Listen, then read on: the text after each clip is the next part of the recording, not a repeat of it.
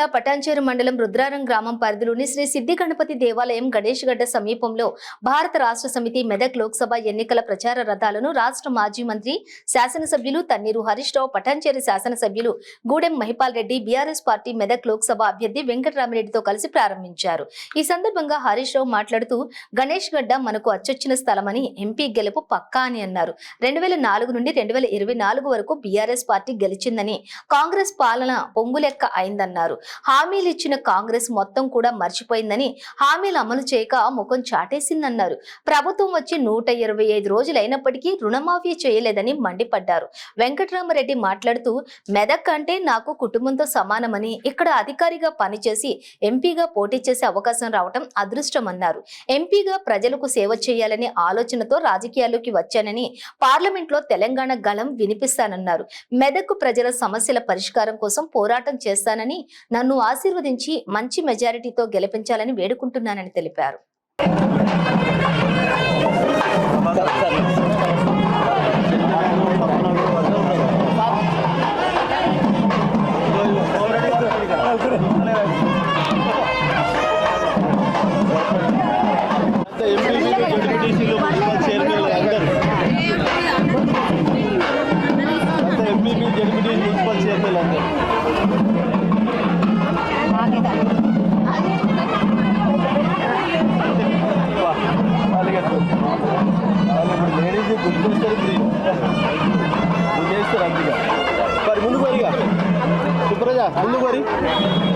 మీరు ముందు నడువు రాట్లే, మీరు నడువురా బిడ్డ.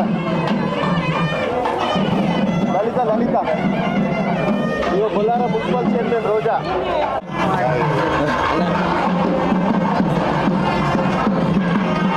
ఎనిమిది ఇల్లు కూడా కొట్టినాను. మాదారం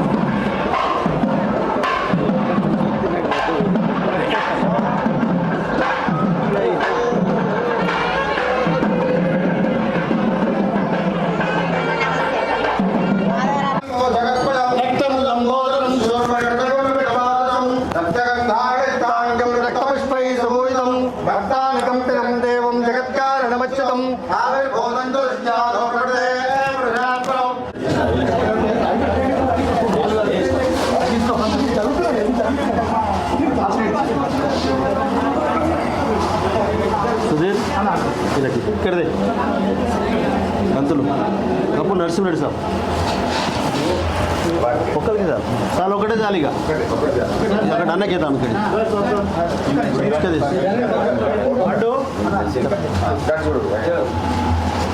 పాండు ఇక్కడ అన్నకి అన్నకి ఇద్దరు కలిసి సుధీర్లు ఇంకోటి ఉందా చలో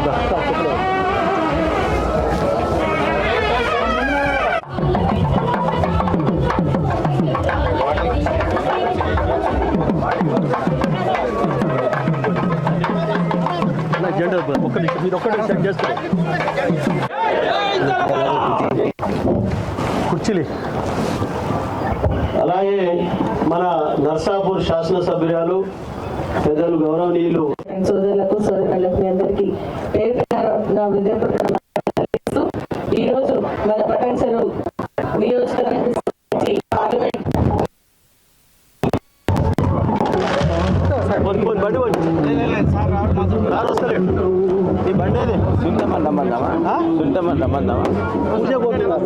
లోపలికి మాట్లాడే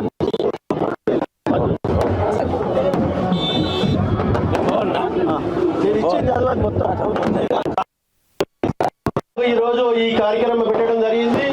13వ తారీఖు నాడు 4 గంటల నుంచి 8 గంటల వరకు జిఎంఆర్ కన్వెన్షన్ లో మనకు నియోజకవర్గ స్థాయి, గ్రామ స్థాయి కార్యకర్తల నుంచి ఎంపీపీ, జడ్పీటీసీలు, కార్పొరేటర్లు, మున్సిపల్ చైర్మన్లు, కౌన్సిలర్లు అందరితోటి నియోజకవర్గ స్థాయి మీటింగ్ ఏర్పాటు చేయడం జరిగింది. ఆ కార్యక్రమానికి పెద్దలు హరీష్ గారు, అలాగే వెంకటరామరెడ్డి గారు ఎంపీ అభ్యర్థిగా అటెండ్ కాబోతా ఉన్నారు. ఆ మీటింగ్ ను విజయవంతం చేయవలసిందిగా మీ అంతతో కోరుకుంటూ, మీ అందరితో శిరస్సు వంచి నమస్కరించుకుంటూ ధన్యవాదాలు తెలియజేస్తా ఉన్నా. వినోద్, ఆ షీట్ ఉండే కదా మనం ఇక్కడ తీసుకురా. వినోద రాష్ట్రాలలో ఇక్కడ ఉన్నారు, వాళ్ళు కూడా కొంతమంది ఇక్కడ రావడం జరిగింది.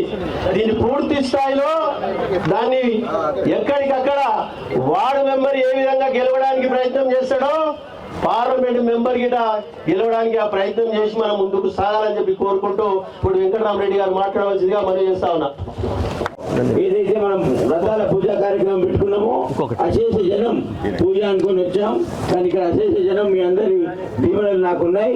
మీ అందరూ కూడా ఒక మనస్ఫూర్తితో ఇవాళ పూజా కార్యక్రమాలు నిర్వహించుకున్న తర్వాత మన మైపాలన్న గారి ఆధ్వర్యంలో హరీష్ అన్న గారి సూచనల మేరకి ఏదైతే కార్యక్రమాలు చేసుకుంటా ఉన్నామో అవన్నీ కూడా విజయవంతం చేయాలని చెప్పి ఈ ప్రదేశం ఏదైతే ఉందో మెదక్ పార్లమెంట్ నియోజకవర్గంలో 11 సంవత్సరాలు ఒక అధికారిగా పనిచేసిన అనుభవం ఉంది.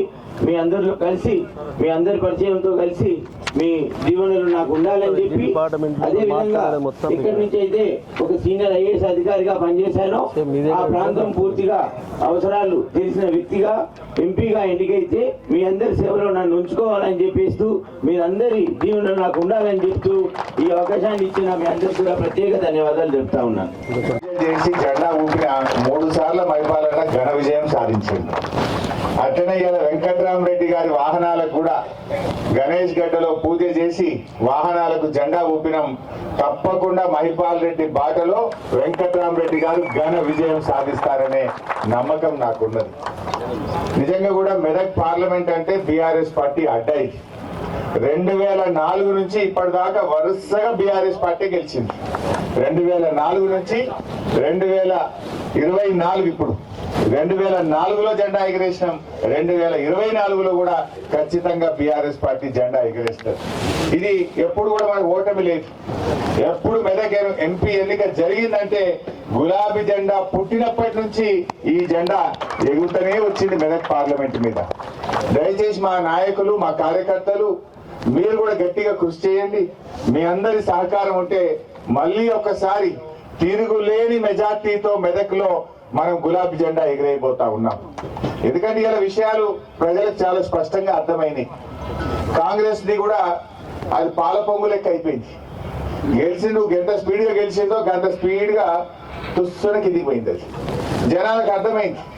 ఎన్నికల ముందు రేవంత్ రెడ్డి గారు నోటితో మాట్లాడిండు, గెలిచినాక ఏమాయ 100 రోజుల్లో హామీలు అంటే నొసటితో వెక్కిరిస్తా ఉన్నాడు. ఒకటన్నా జరిగిందా? బాండ్ పేపర్లు వంచిండు, నోటరీ డాక్యుమెంట్లు ఇచ్చిండ్రు, మొదటి అసెంబ్లీలోనే చట్టబద్ధత తెస్తామన్నారు. ఇది ఏఐసిసి మాట అన్నారు, ఇది రాహుల్ గాంధీ మాట అన్నారు, మాట తప్పమన్నారు. కానీ ఇప్పుడు ముఖం చాటేసింది. ఒక్కటన్నా అమలైందా? అందరికీ మోసమే. పేదలకు మోసం, మహిళలకు మోసం, రైతులకు మోసం, నిరుద్యోగ యువతకు మోసం, విద్యార్థులకు మోసం. ఒక్కరికైనా 100 రోజుల్లో హామీలు అమలు చేశారా? అక్కా చెల్లెళ్లకు నెలకు 2500 రూపాయలు ఇస్తామన్నది కాంగ్రెస్, కానీ ఇలా 2500 ఒక్కరికి కూడా రాలేదు. 100 రోజుల్లో ఇస్తామన్నారు, ఇలాకి 120 రోజులైంది. నీ ప్రభుత్వం వచ్చి 120 రోజులైనా ఏ అక్కా చెల్లెకు కూడా ఇవాళ 2500 రాలేదు. అంటే ఈ రాష్ట్రంలో 18 ఏళ్లు నిండిన మహిళలకు 1,42,00,000 మంది మహిళలకు ఒక్కొక్కరికి 10,000 రూపాయలు కాంగ్రెస్ పార్టీ బాకీ పడ్డది. ఇవాళ మీరు పార్లమెంట్ ఎన్నికల్లో మహిళల ఓటు అడగాలంటే మీరు 10,000 రూపాయలు చెల్లించినాకనే అక్కా చెల్లెల ఓటు అడిగే హక్కు ఈ కాంగ్రెస్ పార్టీకి ఉంటుందని మనం చేస్తా ఉన్నాం. పేదలు, నిరుద్యోగుల, మన నిరుపేదలైనటువంటి వృద్ధులు, వికలాంగులు, ఆసరా పెన్షన్లు వచ్చే వాళ్ళకు 4,000 పెన్షన్ ఇస్తామన్నారు. డిసెంబర్లోనే ఇస్తా అని చెప్పింది ఎలక్షన్ల ముందు. కవాని పెన్షన్ ఎంత అంటే 2,000 అన్నది కవా. ఇక డిసెంబర్కి 4,000 ఇస్తాం. నీ మన్మడు వచ్చి కాలు ఒత్తుతాడు అన్నాడు అందంగా రేవంత్ రెడ్డి. మరి ఇప్పుడు మన్మడు ఏడవా, నీ 4,000 ఏడవా? 4 నెలల ఇలా రాష్ట్రంలో 42,80,000 మందికి ఆసరా పెన్షన్లు వస్తాయి. వృద్ధులు, వితంతువులు, వికలాంగులు, నేత గీత కార్మికులు, బీడీ కార్మికులు, ఇలా వాళ్ళందరికీ 42 లక్షల మందికి ఒక్కొక్కరికి ఎమ్మెల్యేలు.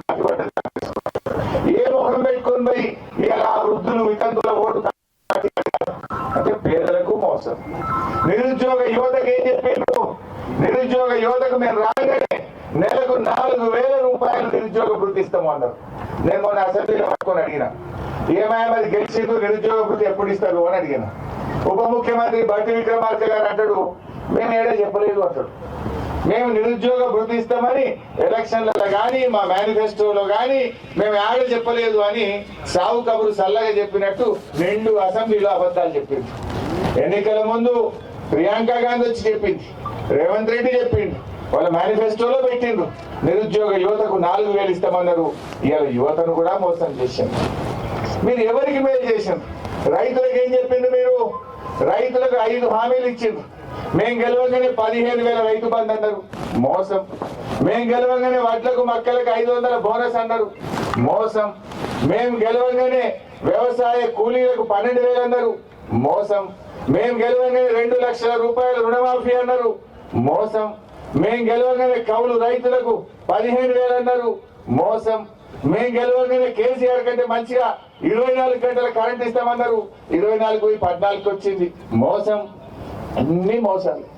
అందుకే ఇవాళ ఏమైంది? ఎలక్షన్ల ముందేమో అందంగా నోటితో మాట్లాడి రేవంత్ రెడ్డి, ఏమైందా అని హామీలు అంటే ఇవాళ నొసటితో ఎక్కిరిస్తా ఉన్నాడు రేవంత్ రెడ్డి గారు. కాంగ్రెస్ 100 రోజుల పాలన ఇవాళ వాళ్ళ గ్యారంటీలు అన్ని కూడా గారడీలుగా మారిపోయినాయి. 100 రోజుల్లో 6 గ్యారంటీలు అమలు చేస్తామన్నారు. ఇవాళ గారడీలతోని నమ్మించి ప్రజలను మరొకసారి మోసపుచ్చాలని మభ్య పెట్టాలని ప్రయత్నం చేస్తా ఉన్నారు. అభయహస్తం అన్నారు. ఈ 6 గ్యారంటీల పేరు అభయహస్తం అన్నారు. ఆ అభయహస్తం కాస్త అక్కరకు రాని హస్తం అయిపోయిందని చెప్పి మనం చేస్తా ఉన్నారు. మీరు పటాన్ చెరువు దవాఖానలో పోయి ఇవాళ చూడండి, నేను చెప్పేది నిజమా కాదా? సంగారెడ్డి దవాఖానలో పోయి చూడండి, కేసీఆర్ కిట్లు బంద్ అయిపోయినాయి. ఆనాడు కళ్యాణ లక్ష్మి ఇచ్చిండు కేసీఆర్. దవాఖాన పోతే బిడ్డకు కాన్పు చేసి కేసీఆర్ కిట్ ఇచ్చి ఆటో కిరాయి లేకుండా తల్లిని పిల్లని ఇంటికి అర్పించిండు. కాంగ్రెస్ వాళ్ళు ఏమన్నారు? కేసీఆర్ లక్షనే ఇచ్చిండు, మేము తులం బంగారం కూడా కలుపుతామన్నారు.